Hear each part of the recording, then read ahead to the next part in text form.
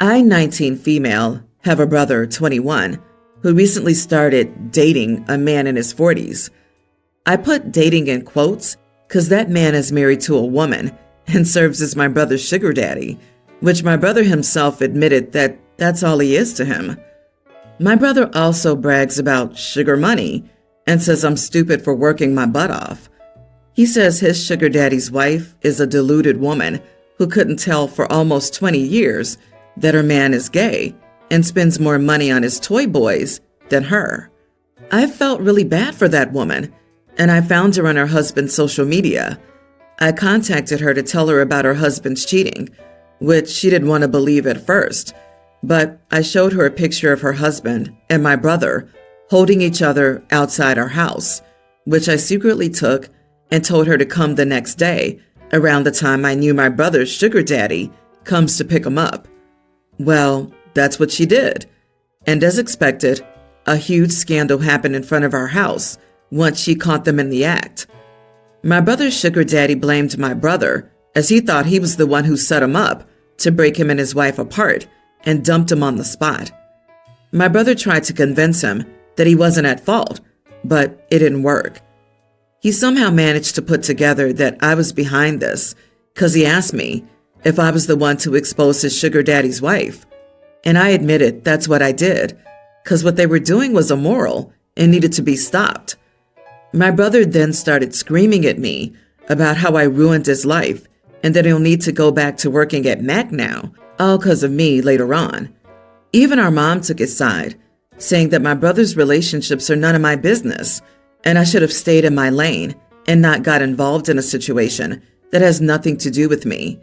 So now I want to know if I was indeed out of line here, even though I tried to do a good thing, as I wouldn't want to be manipulated like that woman was, who also thanked me for uncovering her husband's infidelity and even messaged me about how she wants to meet in person. Am I the idiot? Ask your mom if she would have preferred not to know if your dad picked up boys your age. You are not the idiot, and as someone who's been cheated on, the wife needed to know. Your brother needs to grow up. Be a sugar baby if he wants, but to someone who's single, I would out anyone's infidelity. Clearly, you have a better moral compass than your brother and mom. LMFAO, and the way he's like, now I need to go back to working.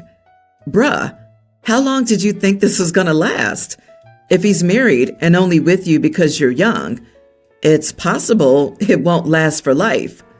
I hate cheaters. I went off on my sister when she was with a guy who already had a girlfriend. I don't know if it's love or whatever. You don't cheat, and you definitely do not help a cheater. She learned her lesson after we caught him making out with another person in her car. LOL, that's some rich irony. Also, I must laugh about this absolute clown. Oh, poor 21-year-old will need to go back to retail because the rich cheating dude bounced. I know we were all a bit unbearable at that age, but this is hardly in the realm of life ruined. He can just find another sugar daddy if working is so beneath him. OP's brother is immature, but he may grow up one day. However, the reaction of OP's mother is very disappointing. Either she's a chronic cheater or she's taking in money from her son. OP, I've been racking my brain back and forth. I think you are the idiot. First off, your brother chose to work as a sugar baby. I don't think it's his responsibility to worry about his client's marital status. That's not a necessary part of their transaction. Second, this reads like you did this just out of spite for your brother. You wanted a front row seat to the fireworks show and disregarded the safety of everyone involved. You now have two people who have a reason to hurt two separate people in your house. You also went out of your way here just to make it happen. Your intentions were not out of the kindness of your heart. If you really wanted the moral high ground, what was the need for getting credit and putting everyone in your house in danger? Are you taking the moral high ground or just jealous? If I were in your brother's shoes, I'd cut you off from my life. I, 34 female, have kids, young male grammar school age, and male and female toddlers, with my husband Luke. 32. Luke's family goes on a big trip in the summer holidays with the kids in a big Airbnb. Usually it's our family, Luke's 3 brothers, and their families, and not his sister Anna, 29. Anna never wanted to come before as she was single, and she said that there were too many kids for her to be around, 11 kids from the 4 families, and she wouldn't enjoy the activities set for the kids and couples. Anna's been dating Dave, 33, for the past year, and Dave has a son, Sam, tween. I met Dave at family functions with Anna. At our last family dinner at my house, Sam threw a tantrum over not liking the food and tried pulling the tablecloth off the table, spilling food and pushing plates on the floor, and breaking some of my tableware. Sam also kicked my older son and tried teaching some of the younger kids swear words. Anna and Dave apologized and were very embarrassed by Sam's behavior and helped us clean up. However, neither of them tried disciplining Sam, who ran away with his phone given to him by his mom and watched videos while everyone else was cleaning up. I've met Sam 8 times, and all have been negative experiences. Anna told me that Dave is scared of his ex-wife, so he won't override her parenting, and she doesn't believe in saying no to Sam. Every time Anna tries saying something to Sam, he just reminds her that she's not his real mom. This year, as a family, we invited Anna and Dave to come along to the trip. However, after meeting Sam, we decided to uninvite them if they brought Sam. This year, we're going to a large beach house for 2 weeks, and being there with Sam sounds like a nightmare, as neither Anna nor Dave will stop him. Anna called me up and was upset, as she said Sam needed patience and time to adjust, as he's been through a lot. Sam's mom is getting remarried, and his dad has moved on, and excluding Sam from this trip was mean. Anna asked me to tell Sam to his face the next time that we meet that he will not be coming on that trip. I tried explaining to her this was a group decision, and for the sake of everyone's well-being and experience on the trip, we all said no to him. I offered to spend more time with Sam, Dave, and Anna separately outside the trip as a family, but she declined and will not speak to me.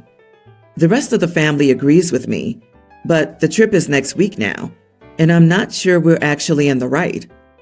Not the idiot. Dave set the rule that no one can tell Sam what to do. The only thing left is not to allow Sam to come. If Dave and Anna can't get their head around that, then why do they want to come and ruin everyone's trip? That is super rude on their part. They're the only idiots. Call their bluff. Tell him to his face that his behavior is the reason his family isn't welcome on the trip. Poor parenting has created a child that cannot be disciplined by anyone, as instructed by Dave. It's unfair for one child to ruin everyone's vacation. And to be quite honest, if this child's behavior doesn't get addressed, not only will he be left out of this vacation, no one will want him around. This child will be excluded from more and more things unless something is done about his behavior. So the parents can fix it or get used to him not being invited to things. Dave and Anna need to get a different Airbnb nearby, bring Sam over in small doses, and remove him instantly when he misbehaves. They also need to agree in writing that they will pay for any damages that Sam does to your rental when he's visiting. This is the only way that Sam can transition into being welcome with everyone else after he's transitioned to your family rules. When he learns to behave, because otherwise he can't stay, and decides it's more fun to play with his cousins than create chaos, then he can share your Airbnb. It'll be a lot of work for Dave, but he created this problem. No vacation for him until he solves it. I had not thought of this compromise. They stay at a separate place. It's a good idea, though they could say it'll make it more expensive for them. They'll be paying for their own place instead of splitting the cost of the main house. Still, it would keep them included. I feel for Sam. He's at a strange age developmentally. His parents are no longer together and moving forward with other people. That is never an excuse for Sam to behave the way he does and for him to be allowed to behave that way without consequences. I have 3 kids, 2 pre-tweens and a tween, and my sister has 2, pre-tween and tween. We went on vacation together recently, and we took the kids to a zoo with a few rides. The kids went on the rides while my sister and I got coffee nearby. We told them to meet us at a certain table when they were done. My middle child, Sarah, came to me much earlier than her siblings and cousins.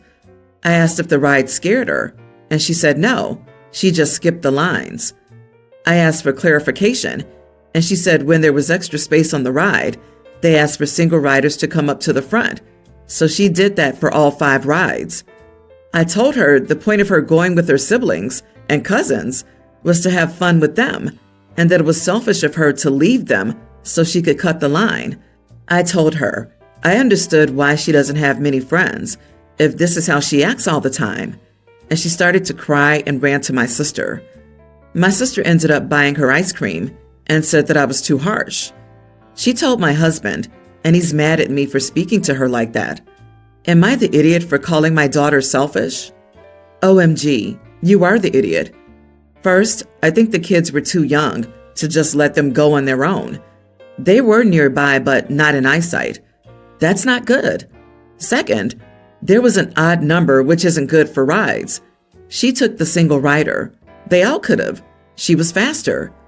Third, what an awful, awful thing to say to a child. She didn't cut the line. She wasn't selfish. And I bet she has a lot of friends. Way to drive your kid away from you. I get why you have no friends. What the heck is wrong with you? Your daughter did not cut in line. She volunteered when the ride operator asked for single riders. The point of vacation is to relax and enjoy yourselves. Your daughter did nothing wrong. Quite frankly, she's a pretty smart cookie. Just because her idea of fun isn't the same as yours doesn't give you the right to insult your child. Also, how about it? That's awesome. You feel so confident in choosing to go solo. It's a bold move that a lot of adults won't do, like going to dinner by themselves or a movie. People feel that there are certain activities that they can't do solo. Heck, it took me a while to do solo movies, and since doing it, I do it all the time. Last year, I went on my first solo vacation.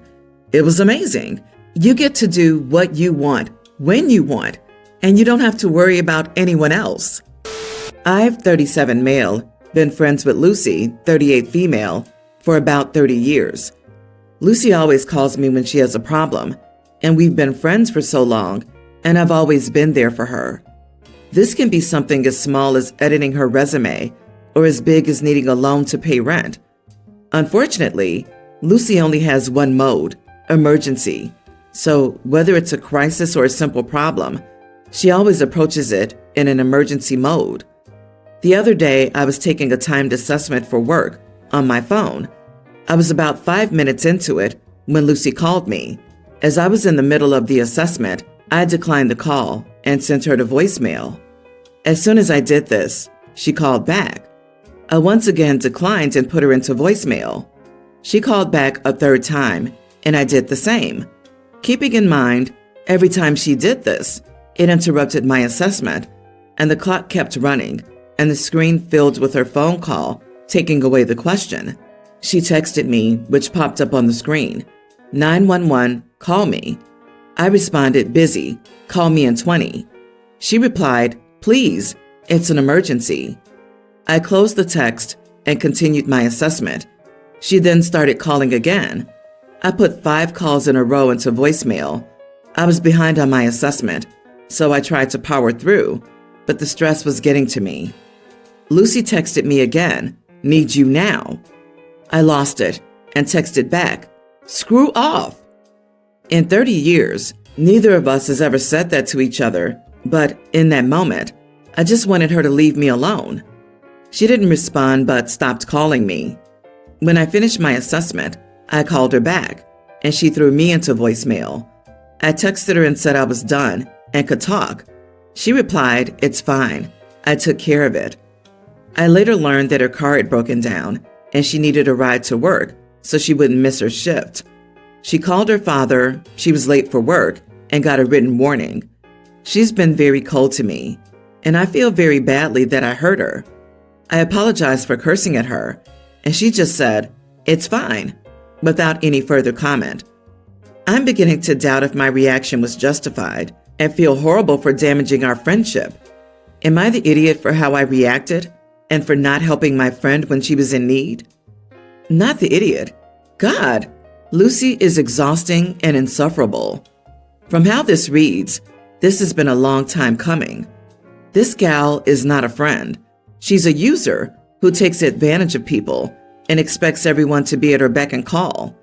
At her age, she would fully understand that people can't just drop their lives and do things for her. You had every right to tell her to screw off. You deserve better friends. I agree. A grown-up woman her age should know that someone is busy when a call goes to voicemail or gets declined. She's very selfish. You were doing an assessment. What were you supposed to do? Leave and fail it to take her to work? You are allowed to be busy. Also, she could have simply texted you her problem, and it wasn't an emergency. She could have called a taxi. Not being funny, but like it was obvious that you were busy, and she kept pressing your buttons.